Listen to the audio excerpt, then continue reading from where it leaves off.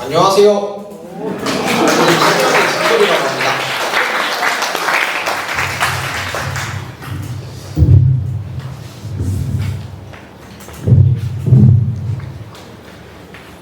저는 스탠드업 코미디를 주제로 아웃턴십을 진행했습니다. 바로 시작하겠습니다. 스탠드업 코미디라는 기묘한 주제도 아실 수 있으시겠지만 저는 주제를 찾는데 굉장히 어려움을 겪었습니다. 저희 학교는 거의 모든 문제를 문제의식에서 찾는데 제가 생각하기에 제 문제는 입이 방정이라는 것이었습니다. 말을 하는 것을 좋아하기는 하는데 굳이 할 필요 없는 말들을 할 때가 많거든요.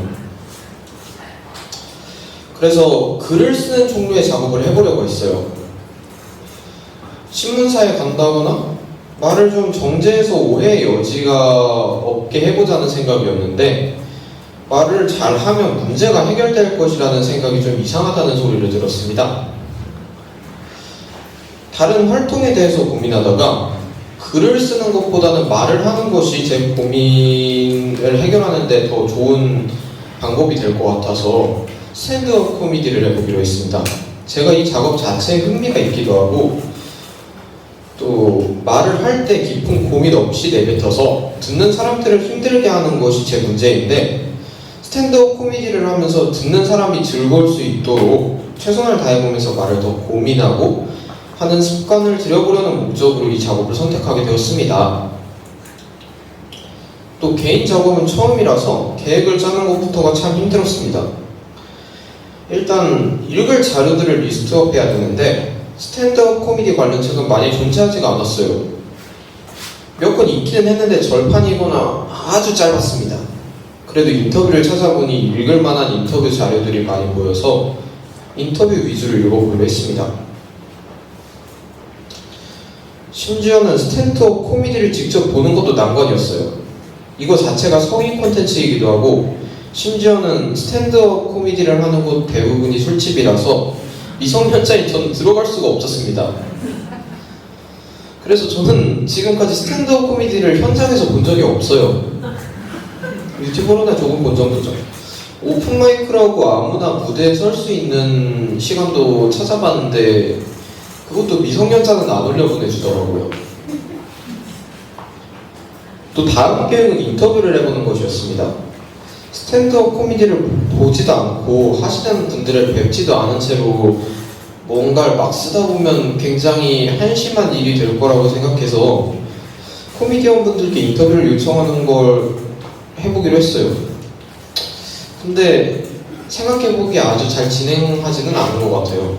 무슨 자신감인지 엄청 유명하신 분들께만 요청하고 또 그다지 간절하게 하지도 않아서 초반에 신청한 인터뷰는 대체로 망했거든요. 그래도 두 분이 인터뷰에 응해주셨고 인터뷰 자체도 잘 진행된 것 같아요. 여기서 말하기는 조금 애매한 내용이라 인터뷰 내용이 궁금하시다면 자료집을 읽는 것을 추천드립니다. 스탠드업 코미디에 대해 어떻게 생각하시고 보통 아이디어는 어떻게 얻으시는지 여쭤보았어요. 또 제일 많이 했던 것은 스크랩과 일기 작업이었는데요. 정치적 올바름에 대한 책들과 인종차별에 대한 책들을 읽었어요. 정치적 올바름에 대한 창작물들도 보았고요. 그리고 읽고 본 것들에 대한 글을 썼습니다. 개인적으로는 모든 아웃턴십 작업 중에 이게 제일 성공적이었던 것 같아요. 마지막 작업은 스탠드업 코미디 대본을 한번 써보는 것이었는데 원래는 한 주에 하나씩 하겠다고 계획했던 것이 점점 길어져서 결국 한 달 동안 하나를 쓰게 되었습니다. 마지막에 발표해볼 계획이긴 해요. 주제는 정치적 올바름인데 누군가에게 모욕적이지 않은 표현 방식이라는 게 제 주제와 통하는 부분이 있는 것 같아서 고르게 되었습니다. 근데 사실 아주 웃기지는 않은 것 같아요. 어쨌든 그렇게 한 달 동안 열심히 읽고 썼는데 작년보다 재미있는 시간이었던 것 같아요.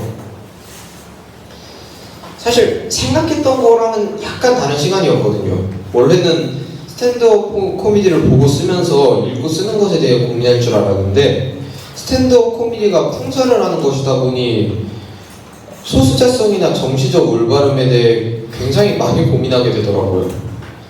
개인적으로 이런 주제를 아주 좋아하지는 않았는데 한번 고민할 기회가 되었던 것 같습니다. 사실 개인 작업으로 정해지고 나서 겁을 엄청 먹었었거든요. 다 하고 보니 개인 작업도 굉장히 좋은 방법이었던 것 같아요. 누구에게 맞출 필요가 없다는 게 좋았거든요. 재미있었어요. 아직까지는 체감이 잘 안 되지만 개인 작업을 한 후 제가 말을 잘못한 부분을 더 잘 깨닫게 된 것 같습니다. 아직 그것을 고치지는 못했지만 모르는 게 아는 것보다는 아는 게 더 좋은 상태잖아요. 그러면서 말수도 조금 줄어들고 이런 과정을 밟아가면서 제가 조금 더 괜찮은 사람이 되겠죠. 지금도 그 과정이고요. 발표 들어주셔서 감사하겠습니다.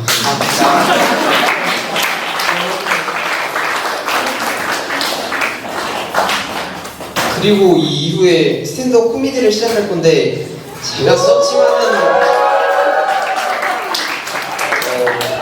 썩 웃기지는 않은 것 같아요. 근데 할 때는 안 웃으시고 끝나고 가서 웃겼다고 등 두드려주시면은 그건 좀 귀찮을 것 같아요. 대체로 농담이니까 한 귀로 듣고 한 귀로 흘려주시면서 좀 많이 웃어주시면 감사하겠습니다. 잘 부탁드립니다.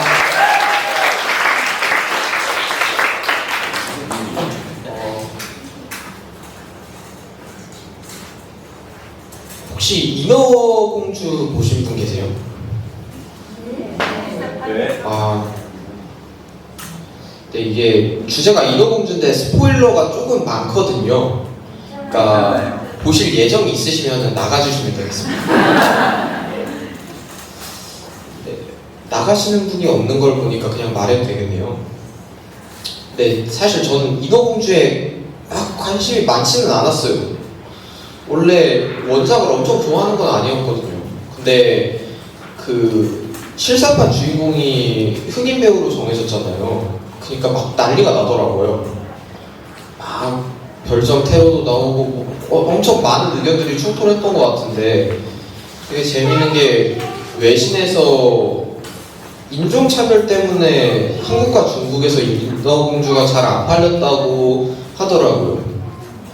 좀 웃기잖아요. 영화를 봤는지 안 봤는지에 따라서 인종차별자인지 아닌지가 나눠진다면 죄송합니다. 사실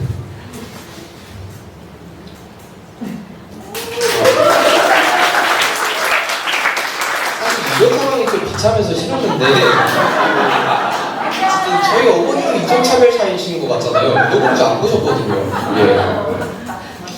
그래서 인어공주에 대한 불만이 조금 생겼는데 그것만으로 인어공주를 욕할 수는 없잖아요. 그래서 욕하려고 영화를 한번 봤어요.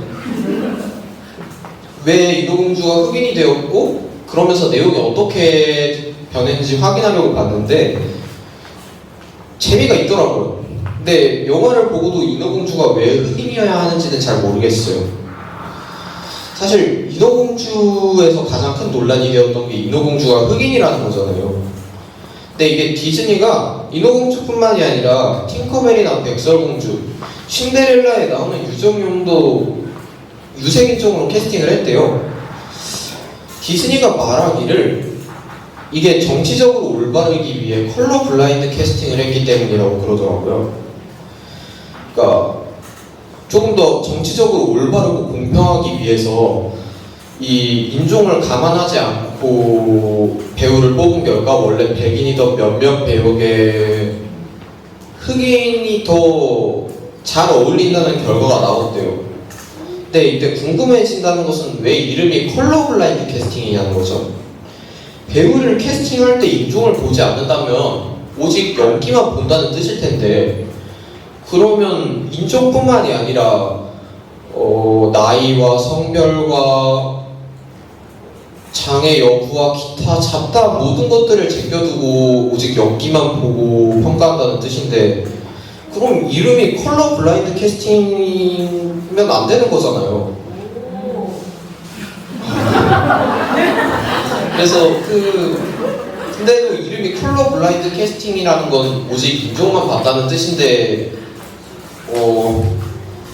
인종 외에 다른 요소들이 연기력에 영향이 가는 정체성이라고 생각했다면 그게 정치적으로 올바른 것인지는 잘 모르겠네요. 또 재밌는 거는 인종을 도대체 어떻게 보지 않고 평가한 걸까요? 연기를 평가하려면 얼굴을 봐야 되잖아요. 근데 얼굴을 보면 인종을 알 수 있잖아요. 뭔가 어떤 방법이 있었던 걸까요? 아니면 그냥 인종을 이 연기력에 영향을 주지 않는 요소로 간주하겠다고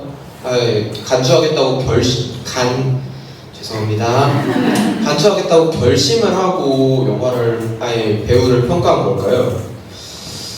이게 썩 정치적으로 올바른 관점인지는 잘 모르겠어요. 또 영화 속에서는 흑인하고 백인이 편집증적일 정도로 같은 비율로 나오더라고요. 근데 이야기는 원작 인어공주 그대로예요. 배우에게 심지어는 감독은 이 유색인종이 캐스팅된 작품들 전부 백인이었더라고요. 배우에게 컬러 블라인드 캐스팅을 하는 것보다는 감독에게 컬러 블라인드 캐스팅을 하는 게 더 쉬운 과정인 것 같은데 말이에요. 참 재밌는 일이에요. 장애인은 한 명도 안 나오는 걸 보니까 장애 블라인드 캐스팅은 안 됐나 보더라고요.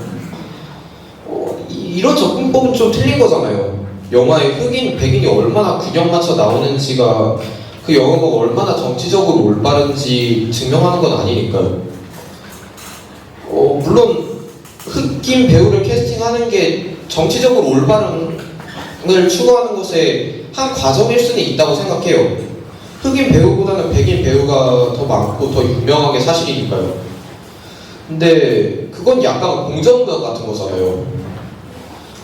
흑인 공정무역으로 노예를 판다고 해서 그것이 도덕적으로 옳은 산업이 되는 건 아니잖아요.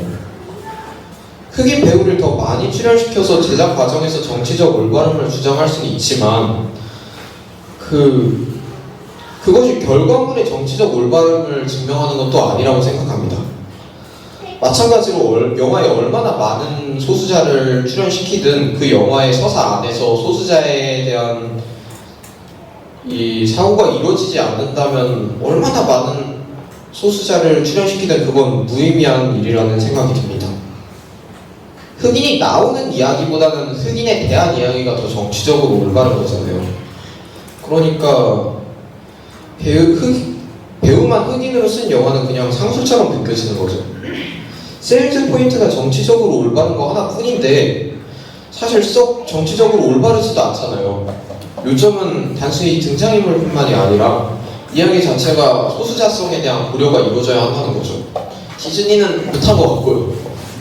끝났는데 감사합니다.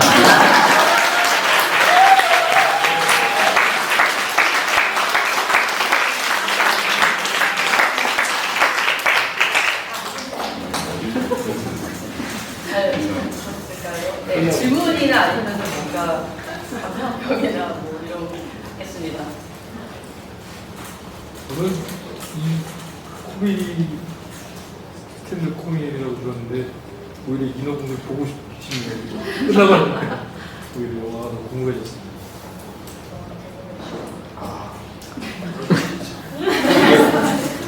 원하는 효과가 아닌가요? 네. 아니, 원하는 반응이 어디 있겠습니까? 네. 저요. 네, 지금 말하는 것들을 목적으로 했는데 말하는 것도 연설도 있고 뭐 다양한 게 있잖아요. 그래서 왜 코미디였어요? 웃긴 게 좋아서 그러기는 했는데 이게 사실 썩 웃기진 않잖아요. 그러니까 이거 진짜 비참하네요.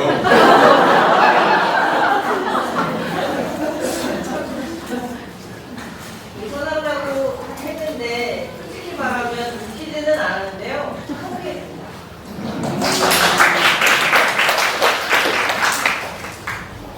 지구별 때 답을 맞히는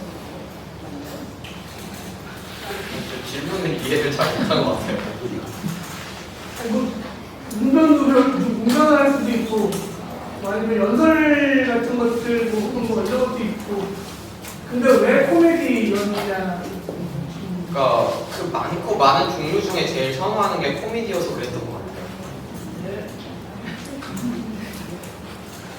네, 그러면은 마찬가지로 마지막에 그 전체 부분에서 뵙겠습니다.